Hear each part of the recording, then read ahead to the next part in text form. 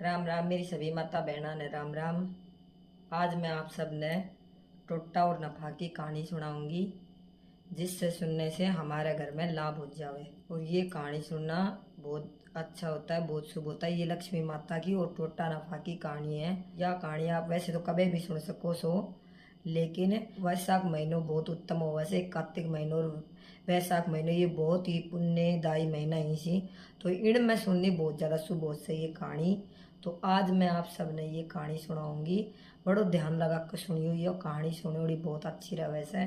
और जब भी आप कहानी सुनो तो हाथ में 5 अक्खा दाना ले ले या 7 दाना ले ले। ज़्यादा दाना हाथ में नहीं लेना चाहिए, क्योंकि जितना ज़्यादा दाना लेंगे उतना ही कर चढ़े से, तो ज़्यादा दाना ना लेना चाहिए हाथ में। आ जाओ मैं आप सबने कहानी सुनाऊं, बैठ जाओ। एक सेठ एक सेठानी था, वे बहुत धनवान था। उन घर में सब तरह की धन दौलत सुख समृद्धि सब तरह को उनका घर में बहुत फायदो तो ना क्लेश रहा कर, तो सारो परिवार मिलकर रहा कर। तो उस सेठ के 5 बेटा 5 बहू थी।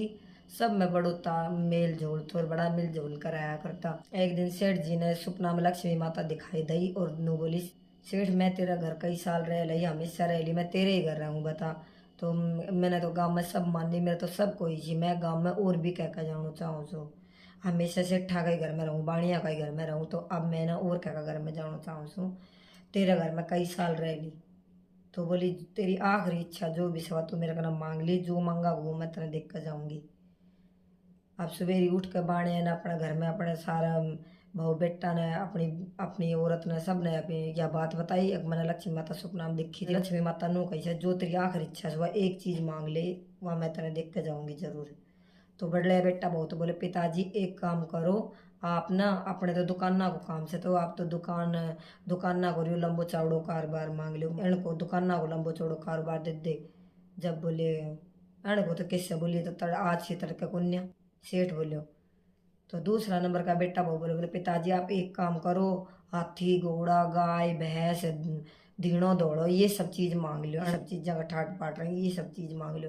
बोले यह भी कोई मांगने की चीज कुन्या खास बोलो। फिर बोले तीसरा बेटा वो बोले, पिताजी आप एक काम करो, राजा को सो राज रजा और कपड़ा लत्ता रम राजा महाराजा की तरह पैरार अपने, हम तो ठाट बाट से रहा ऐसो वो मांग लियो लक्ष्मी माता से। बोले यो भी कोई खास पुण्य तो। फिर चौथा बेटा वो बोले, पिताजी घणो सारो धन माया मांग लियो जो कदे खत्म ना है, गांव में खूब इज्जत सम्मान रहे, खूब मान सम्मान मिले, सब मांग जब यह भी कोई खास पुण्य। अब पांचवा बेटा वो के बहू बोले एक बात अब मेरो नंबर से मैं कहूँगी पिताजी।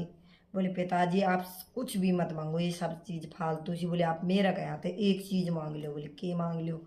बोली आपने मेरा कहा था, बोली लक्ष्मी माता का नासी सुख और संपत्ति मांग लो। बोले जठे सुख और संपत्ति से ना उठे ये सारी चीज अपने आप चाल का आएंगी। जेठ और जेठानी वे सारा कहने लग गया, बोली यह भी कोई मांगने की चीज से। बोली बता, बोले सुख संपत्ति को के मांग।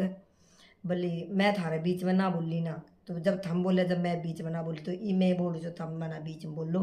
बोले पिताजी आपने देख लो जो अच्छी लगे वो मांग लियो। बोले ब्राह्मण तो यही बात अच्छी लगी से। बोले मैंने तो जच गया बात, बोले मैं तो सुख संपत्ति मांगू। अब लक्ष्मी माता आई, बोली मांग सेठ के मांगा सा। बोली लक्ष्मी माता मैंने तो कुछ ना चाहिए। बोली आप तो जा रहे हैं शोपन, मेरा घर में सुख संपत्ति दे जाओ, मैंने तो घर में सुख संपत्ति चाहिए। लक्ष्मी माता चली गई। बोल ठीक से तो मैं जाऊँ सो सुख संपत्ति छोड़ के चलेगी। लक्ष्मी माता बोली मैं जाऊंगी रे, तेरा घर में टोटो नफो आओगो कलेश आओगो। अपने लक्ष्मी माता चलेगी अपना घर का ने बेटा भगवान सबने कह दी। अब लक्ष्मी माता अपना घर से चली गई से टोटो नफो आओगो, तो घर में कलेश रहेगो झगड़ो रहेगो उस तय, या घर में सुख संपत्ति भी नहीं रहेगी चली जाएगी। लक्ष्मी माता घर से जा चुकी है, तो अपना घर में जो है वो खर्च अपना सोच समझ के चली। सेठानी बोली दलियो बना लिया करांगा, खिचड़ी बना लिया करांगा, बस यो अपनो सादो खानो खा लिया करांगा, ज्यादा उकड़ी की बंधन के टाड़ कर देंगा। सेठानी बोली माता तो गई वही बारनामा कर, वो बारनामा का कलेश और टोटो नफो आएगा बैठ गया। आएगा बैठ गया तो बोले भाई चलो ये अपनो तिकड़म बिड़ा सा दोनों बतलाया, टोटो नफो दोनों बतलाया। बड़ली बहू ने रांधे हुई सब्जी सब्जी बनाई, तो सब्जी में नमक है, थोड़ी देर बाद आएगी नमक गिर गई सब्जी में।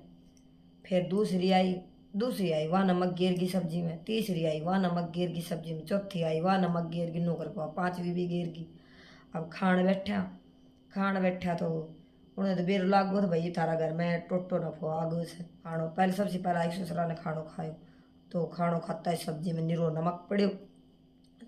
अब सेठ तो देखता है, समझ गो भाई हाँ प्रवेश हो चुके से टोटा नफा को, लक्ष्मी जा चुकी है, तो इसलिए कुछ भी मत बोला, जो से जैसो खाएगा अपना बाहर निकल जा। सेठ अपना चुपचाप खाएगा और अपने घर से बाहर निकलो, कुछ भी ना बोलियो।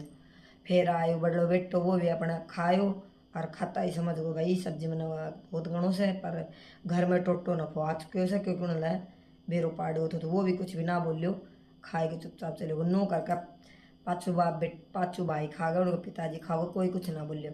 अब बारी बारी से सासू बहू आई रोटी खाई आए क्या ना, तो वे भी वानो जाने मैं मेरे कना से फालतू पड़ गो, वानो जाने मैं गिरो तो नमक तो मेरे कना फालतू पड़ गो, चुपचाप खा ले, क्यों घर में लड़ाई करिया तो तेरे कना से पड़े उड़ो से, वाह भी चुपचाप खा कर चली गई। दूसरी आई, वाह भी चुपचाप खा कर चली गई, क्यों नमक तो पांचवा न बारी बारी गिर थे, नो वेरो को ने कोसी ने भी वाह गिर गई, वाह गिर गई।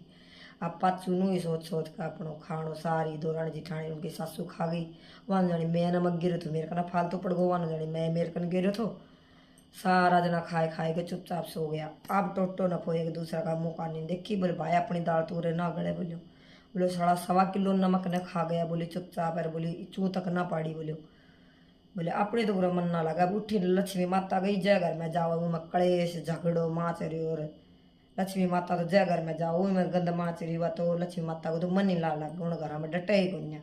अब टोटो ना बोले अपनों बुरा के काम, बोले मैं तो लड़ाई झगड़ो तो ही कुन्या, बोले ये तो बड़ा समझदार सी, बोले 1.25 किलो नमक न बोलो जम कर गा, बोलो तो आपा बोले ना डटा जावा सा। अब डोलता डोलता बाहर गया तो लक्ष्मी माता मिल गई, बोले थम क्यों निकले आए, बोले हम के करा, बोले मार तो उठे दाड़ी ना गड़ी, बोले हमने 1.25 किलो नमक बोले गिरवा दी उनका कनासिर, बोले वे सारा जना चुपचाप चुपचाप खा गए, एक दूसरा ने कुछ ही ना बोलिया।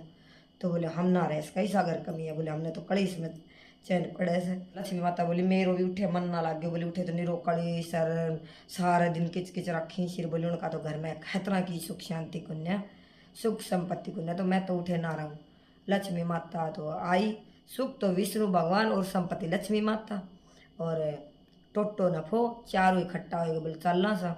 सेठ के घर गया, बोले सेठ के घर गया, जब बोले सेठ हम कौन सा बता माने, जब बोले मैं जानबो थाने कौन सो, बोले ये तो सी विष्णु भगवान, आप सो लक्ष्मी माता, और ये से टोटा नफा दोनों।